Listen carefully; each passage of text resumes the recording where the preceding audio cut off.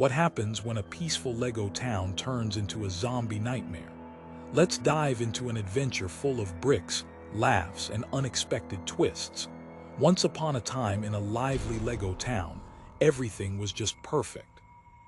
Minifigures chatted cheerfully in the streets, laughter filled the air, and vibrant colors adorned every corner. It was a town where creativity flourished and everyone had their role to play. But out of nowhere, a strange infection began creeping through the community like a shadow at dusk. It spread swiftly, turning happy minifigures into mindless zombies, wandering the streets looking for. Well, whatever zombies look for in the midst of this chaos, we meet our unlikely heroes. First up, we have Daisy, the dedicated nurse. Daisy is known for her big heart and even bigger determination to help others. She can patch up a scraped knee or apply a shiny band-aid to even the toughest Lego brawler. Next, there's Brick, the construction worker. With his trusty hard hat and tool belt, he's ready for anything. Brick is not only strong but clever too, always knowing how to build something useful in sticky situations.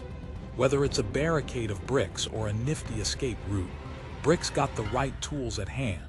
Then there's Ryan, the teen gamer. With his cap turned backward and a controller always in reach, Ryan is used to fighting all sorts of virtual monsters, but nothing could prepare him for the ones chasing him now. He's quick on his feet and even quicker with those gaming strategies. Ryan believes that if they can think like a team, they have a chance against the zombie apocalypse. In the quiet corner of the library, we find Mrs. Puddle, the elderly librarian. She may be old and a bit soft-spoken, but don't underestimate her. She has a wealth of knowledge tucked away in her brain, not to mention a secret stash of books, including one on zombie survival. Mrs. Puddle loves telling stories, but now she has to help write one of her own. Finally, there's Max, a loyal dog with fur made of soft brown bricks. He might be small, but Max has a giant heart. He can sniff out danger faster than any of the others can react. In this zombie apocalypse, he's the ultimate companion and defender. As night falls in the town, the group meets up at the trusty community center, the designated safe zone. It has everything: a kitchen, supplies, and even a giant Lego van they can use to escape if needed. They gather around a small table, laying out their plans like a strategic game. Daisy starts passing around first aid supplies, keeping the group's spirits high. Brick gets busy trying to fortify the entrance with whatever he can find. Ryan suggests they turn on a light show to distract the zombies. And Mrs. Puddle shares stories of bravery from her books, sprinkling in tips on survival. Just as they settle into their plan, they hear a noise, a low moan. Zombies are getting closer. Max growls softly and the group springs into action. Brick shouts, "We need a barricade." Ryan gathers some bricks. While Daisy prepares the first aid kits, Mrs. Puddle clutches her book, ready to give a pep talk if needed. They work as a team, and together, the minifigures manage to build a barricade just in time as the first zombies reach the windows. The group breathes a sigh of relief, knowing they have bought themselves some time. But this is a Lego world, and time can feel stretched like a rubber band. As they keep a watchful eye on the door, Ryan tries to outsmart the zombies using what he knows from his video games. "If we can lead them away from here, we can get to the library," he suggests. Using some glowing bricks, he creates a distraction down the street, drawing the zombies to an old park. "What a plan!" Brick cheers. "Let's roll." Daisy stays behind to keep an eye on the barricade while the others vault over it. The group hides behind bushes, and Max leads the way. With every step, they are being careful, hearts racing as they dart toward the library. In the library, Mrs. Puddle blows the dust off a book titled Zombie Survival. The Ultimate Guide. It turns out to be a treasure trove of knowledge. "Here," she says, "if we use these clever tricks, we can outsmart them." They learn about making traps, noises that could confuse zombies, and more. Just when everything seems to be going according to plan, a figure looms at the library window. It's a zombie, but it seems different.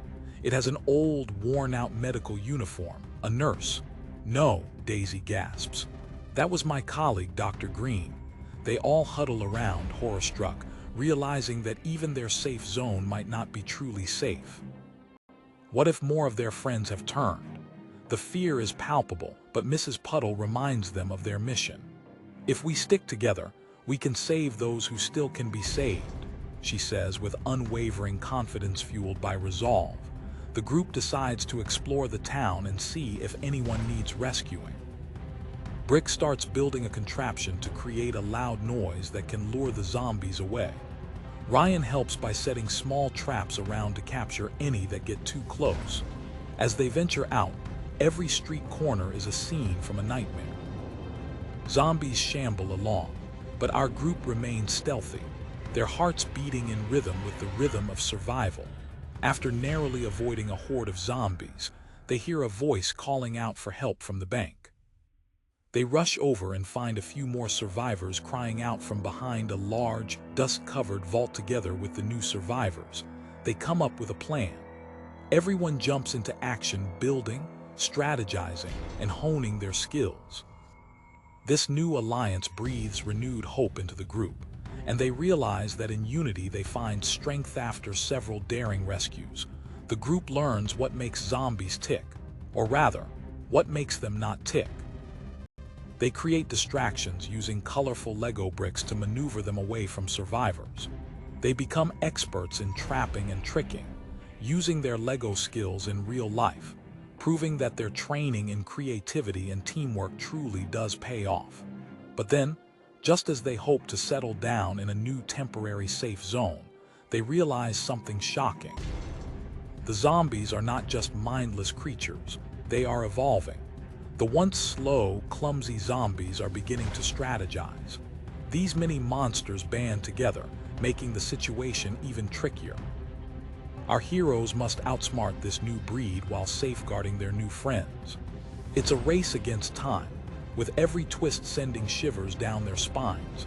With Max leading the way, the group finds clever hiding spots and uses their understanding of the Lego landscape. Daisy decides to use her medical knowledge to create a healing station, hoping to save any minifigure who hasn't fully turned yet. The urgency increases as zombies try to breach their new home. Just when they feel secure, the zombies break through. With grit and determination, Brick, Ryan, and Daisy strategize, using all they learned to keep their new friends safe. With a nail-biting climax, our heroes prepare for the ultimate showdown against the hungry horde. Using their knowledge from Mrs. Puddle's books and their immense bravery, they set a trap that could save the town. In a heart-stopping finale, they outsmart the zombies, and just when they're celebrating their heroic victory, they hear the sound of footsteps. It isn't zombies, but instead it's more minifigures, frantic and terrified, spilling into their once safe zone. With a mix of terror and excitement, Daisy glances at Brick and whispers, "We've got our work cut out for us." As the screen fades to black, leaving our heroes facing an even bigger challenge, the words "to be continued" flash on the screen. Will they manage to save the day again? Who will become the ultimate architects of survival? What was your favorite part of our Lego adventure? Want to see what happens next? Follow for more awesome stories.